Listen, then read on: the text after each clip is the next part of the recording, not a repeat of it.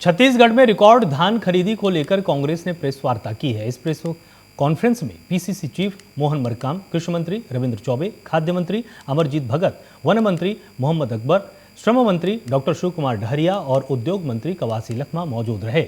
इस दौरान मोहन मरकाम ने कहा कि छत्तीसगढ़ में ऐतिहासिक रिकॉर्ड बनने जा रहा है। भूपेश सरकार जनहितकारी है। छत्तीसगढ़ को धान का कटोरा क्यों कहा जाता है, आज पता चल गया। मैं इस बड़ी उपलब्धि के लिए भूपेश सरकार को बधाई देता हूं।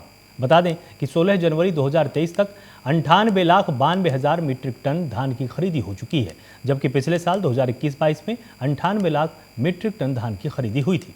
धान खरीदी का यह आंकड़ा और भी बढ़ेगा क्योंकि 31 जनवरी तक किसानों से धान खरीदी की जाएगी। बता दें कि राज्य सरकार ने 110 लाख मीट्रिक टन धान खरीदी का लक्ष्य तय किया है।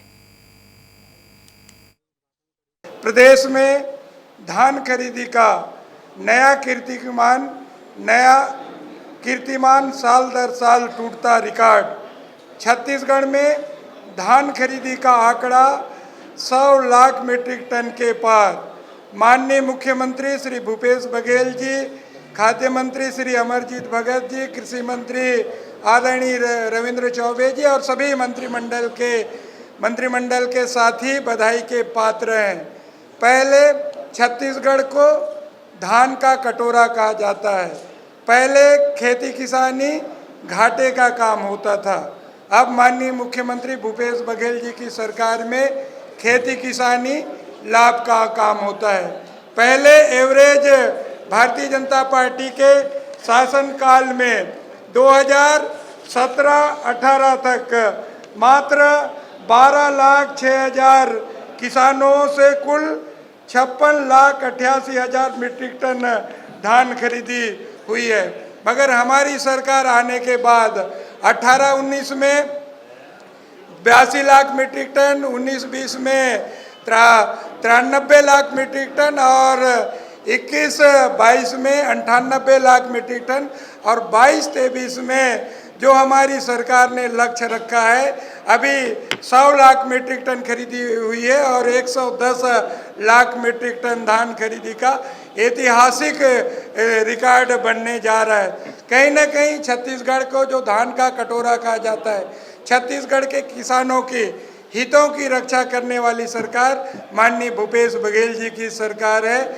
आज हमें लगता है जिन उद्देश्यों को लेकर, जो जनता की अपेक्षाओं पर, उम्मीदों पर हमारी सरकार खरा उतरने का प्रयास की है, आज छत्तीसगढ़ का किसान अपने आप को गौरवान्वित महसूस कर रहा है। बेमेतरा में सर्व विभागीय संविदा कर्मचारी महासंघ नियमितीकरण की मांग को लेकर 5 दिवसीय अनिश्चितकालीन हड़ताल पर है। हड़ताल के तीसरे दिन संविदा कर्मचारियों ने जिला मुख्यालय में रैली निकालकर नारेबाजी की और पोस्ट ऑफिस पहुंचे हैं, जहां सीएम भूपेश बघेल के नाम श्रीफल भेंट किया गया। वहीं संविदा कर्मचारियों ने बताया कि 26 जनवरी तक मांग पूरी नहीं की गई तो 30 जनवरी से अनिश्चितकालीन हड़ताल शुरू हो जाएगी, उग्र आंदोलन किया जाएगा। जी, हमारी एक सूत्री मांग ही है कि हमें नियमित किया जाए और बाकी एक ही मांग के लिए हम लगातार हड़ताल में बैठे हैं। आज लगातार हड़ताल का तीसरा दिन है और हम अपनी मांग पूरी करवाना चाहते हैं सरकार से हम चाहते हैं कि 26 जनवरी को हमें सौगात दें नियमितीकरण का। में जैसे हम लोग अभी पूर्व से ही बताया जा रहा है कि हमारी जो मुख्य मांगे है वो सिर्फ नियमितीकरण है, जिनके लिए हम लोग बेमेतरा में जो है वो 16 से जो है 20 तारीख तक हम लोग यहाँ धरना और रैली प्रदर्शन कर रहे हैं और सरकार को जगाने का प्रयास कर रहे हैं। चूँकि जो सरकार ने हमसे जन घोषणा पत्र में वादा किया है कि जैसे ही हमारी सरकार बनती है 10 दिन के अंतर्गत आप लोगों को नियमितीकरण किया जाएगा। आज 4 साल 5 साल बीतने जा रहा है, 2023 आ गया, लेकिन अभी तक हमारे बारे में कोई ऐसा हमको जो है नियमितीकरण की सौगात नहीं दिया गया है। इसलिए हम मजबूर हो गए हैं और 30 जनवरी जिस दिन 30 जनवरी 2023 को हम लोग जो है वो रायपुर जाएंगे और अनिश्चितकालीन करने के लिए हम लोग तैयार हैं।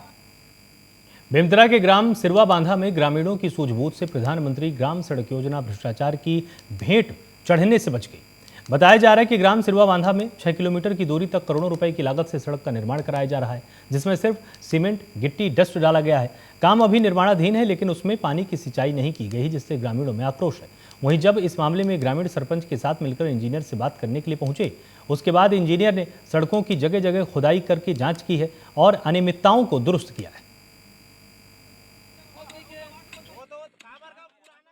ये सड़क निर्माण ग्राम पंचायत सिरवा बांधा से बेमेतरा जिला मुख्यालय तक प्रधानमंत्री ग्राम सड़क योजना के अंतर्गत बनना है, मतलब बन रहा है अभी।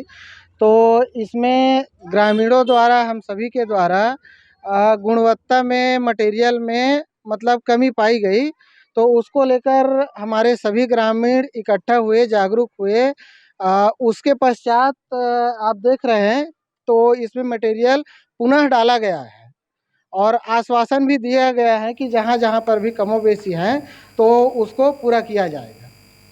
बलरामपुर के लोधी में एक युवक का शव कुएं में मिलने के बाद हड़कंप की स्थितियां बन गई। घटना की सूचना मिलते ही पुलिस मौके पर पहुंची और शव को कब्जे में लिया है। जानकारी के अनुसार मृतक युवक को आपत्तिजनक स्थिति में लड़की के घर में पकड़ाया था। इसके बाद अब युवक का शव कुएं से बरामद हुआ है। शव को देखकर आशंका जताई जा रही है कि युवक की हत्या करके शव को कुएं में फेंक दिया गया है। फिलहाल पुलिस ने शव को पोस्टमार्टम के लिए भेजा है और 6 लोगों को हिरासत में लेकर उनसे पूछताछ कर रही है।